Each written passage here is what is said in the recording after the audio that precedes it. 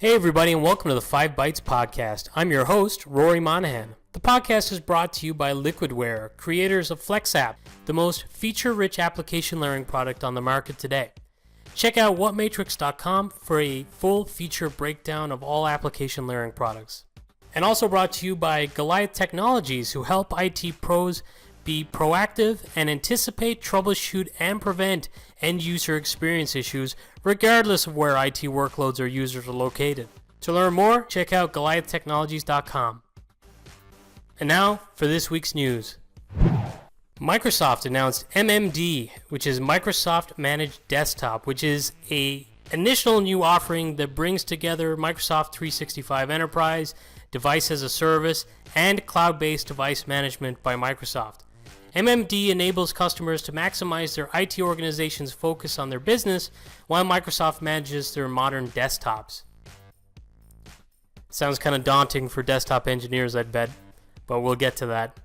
The offering requires Microsoft 365 and is deeply entrenched in Microsoft's analytics. You must be running on modern devices that meet their set specification and runtime quality bar. They can use their analytics and data gathered from devices around the world to better protect your systems from threats.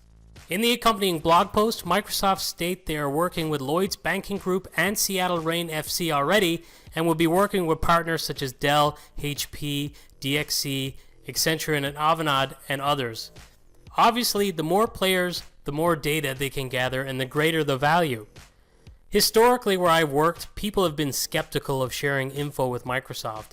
Some out of paranoia, just for sharing data general with anyone, but also some because they thought it would be used for license auditing purposes and they would get hit the minute they fell out of line. I've been fortunate enough to see a lot about Microsoft Analytics and even other forms of analytics over the last year or so, and I'm sold. I would encourage others to sign up as well when available. And as an example of the power of this, Microsoft can use insights and artificial intelligence to determine which devices in your organization are ready for feature updates, or conversely, whether a specific app is blocking a device's ability to update so they can take action. This will make upgrades, security, and as announced previously and on another episode of the podcast, app compatibility and management easier for all of us in the future. I mentioned that desktop engineers may think this is quite daunting. Microsoft may be trying to come after their jobs, but I don't really see it like that.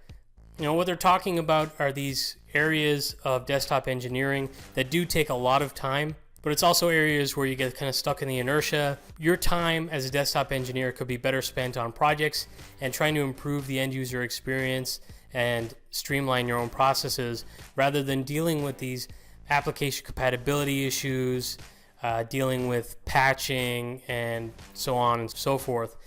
And even so, I mean, a lot of those you try to automate already.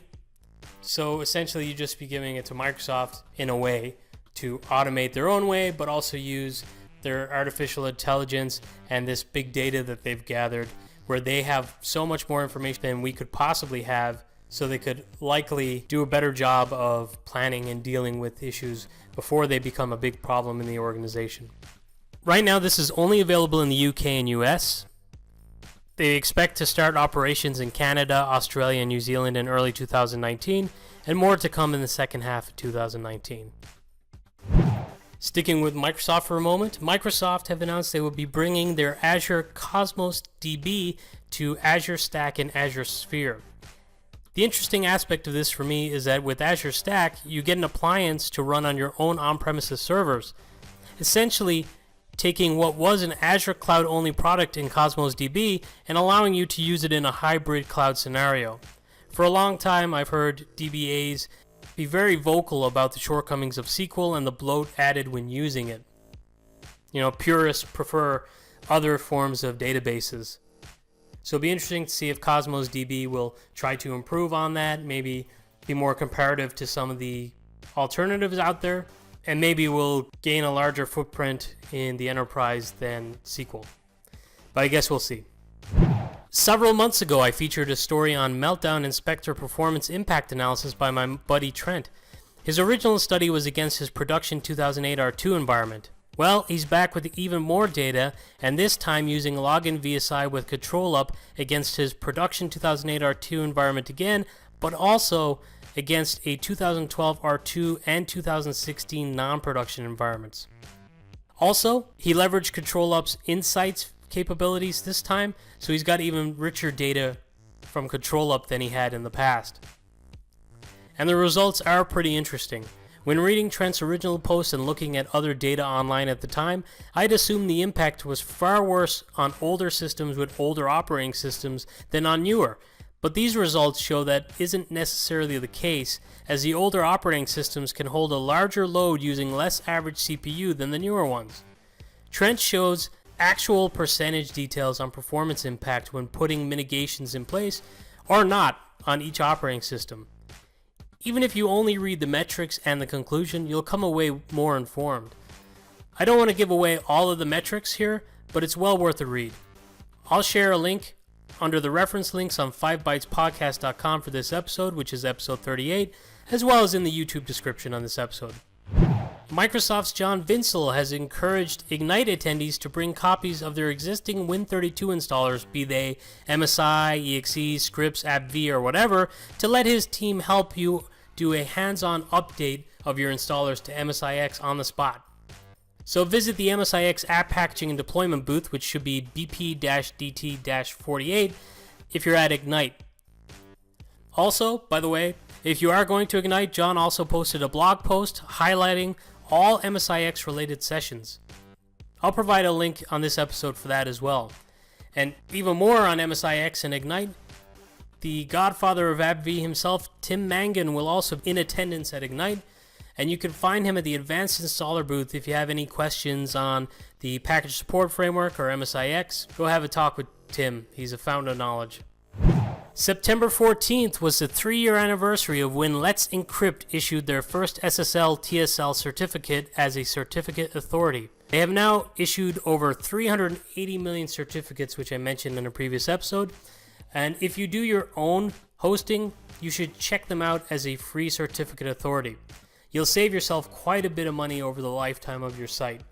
I know a lot of people who listen to this also have their own blogs, so definitely check it out.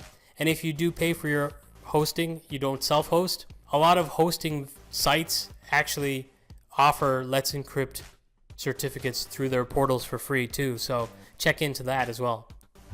Some news for you AWS users, and in particular if you're using AppStream. You can now share your AppStream version 2 application images with other AWS accounts in the same AWS region. This lets you maintain one version of your application image and securely provide other AWS accounts access to it. So for example, software vendors can now create an image with their application installed and share it with their customers as part of a software as a service or trial offering while maintaining control of the source image.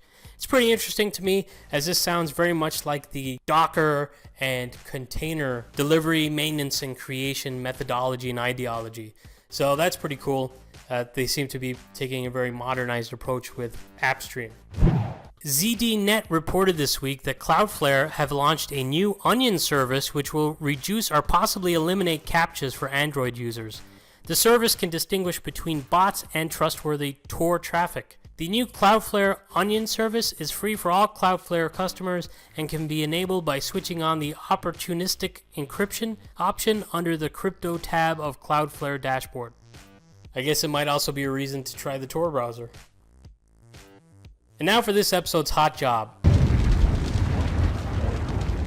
This episode's hot job is for an IT support supervisor position based in beautiful Scottsdale, Arizona with Axon.